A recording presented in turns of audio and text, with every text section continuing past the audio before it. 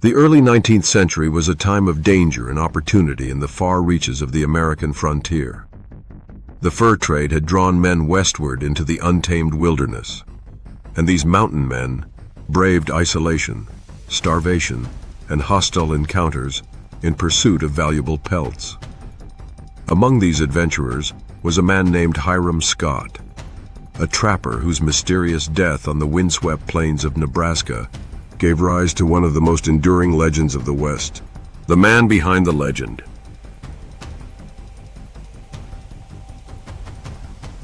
Hiram Scott was born around the turn of the century in Virginia and later moved west as a young man. Like many restless souls of the time, he was drawn into the orbit of the Rocky Mountain Fur Company, one of the major outfits competing against John Jacob Astor's American Fur Company.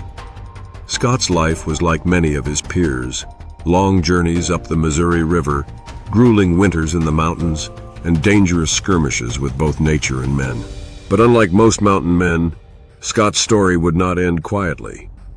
It would become a tale of tragedy, endurance, and ghostly remembrance. The final expedition. In 1828, Scott was part of a fur trading expedition returning east from the Rocky Mountains, traveling with companions and a load of furs. By then, Scott had fallen gravely ill. Accounts suggest a lingering disease or an infection that left him unable to keep pace with the others. In the harsh and unforgiving world of the fur trade, every man had to pull his weight. An injured trapper could mean the death of the entire party if they were slowed down in dangerous territory. Somewhere along the North Platte River, Scott's companions made a fateful decision. They abandoned him. But here the story takes a strange turn. According to some accounts, the men placed Scott on a makeshift raft and pushed him downstream, believing the current might carry him to safety at a nearby trading post. Others claim he was simply left on the prairie with what little food he had. Whatever the case, Hiram Scott was alone. The long walk to death. What happened next has been pieced together only through the skeletal remains and the stories that spread afterward. Somehow, despite his illness and abandonment, Scott rose and began to walk.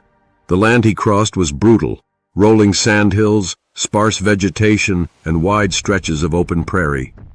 Yet Scott trudged eastward, driven perhaps by hope, perhaps by sheer survival instinct. He walked nearly 100 miles, leaving the shadow of the Rockies and following the Platte River as if he could will himself to safety. At last, he collapsed near a series of sandstone bluffs rising starkly from the plains. When other trappers discovered his bones, they lay at the base of the cliffs, as though Scott had crawled there to die. The birth of the legend. Those cliffs became known as Scotts Bluff, a towering natural landmark in what is now western Nebraska. Travelers along the Oregon, California, and Mormon trails in the decades to come all heard the same story, that a dying man had walked nearly 100 miles to reach this spot, only to perish within sight of help. For immigrants crossing the prairie, the tale was both haunting and symbolic. Hiram Scott came to represent endurance in the face of impossible odds, as well as the loneliness and danger of the frontier. The story spread not just as history, but as folklore.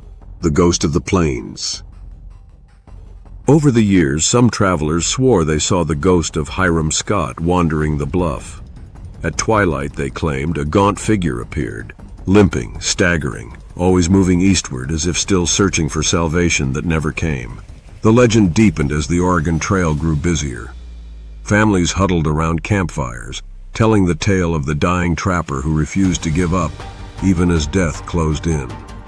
To some, Scott's ghost was a warning about the harsh realities of the trail. To others, it was a testament to human endurance, a restless spirit who simply could not quit.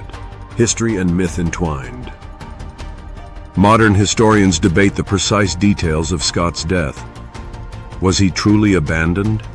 Was he set adrift and then crawled from the riverbank? Did he walk alone across the prairie? Or is that part of the story a myth woven by later storytellers? We may never know for certain. What we do know is that the name Scotts Bluff remains tied forever to his final journey. And the story of Hiram Scott continues to live on, half history, half-ghost story, wholly a part of the mythology of the American West. The legacy of Hiram Scott. Today, Scotts Bluff National Monument preserves the dramatic cliffs where Scott is said to have perished. The site serves not only as a striking natural landmark, but also as a reminder of the countless individuals who risked and often lost their lives pushing into the unknown. For the emigrants who followed, Scott's fate was a lesson. The frontier was not simply an open land of promise, but also a place of death and isolation. His story reminds us that behind every grand narrative of expansion and adventure were human lives, fragile and finite. And perhaps on a quiet evening when the Nebraska wind whispers across the prairie grass, one might still imagine the figure of a lone mountain man, limping eastward, determined to go just a little farther, even beyond death itself.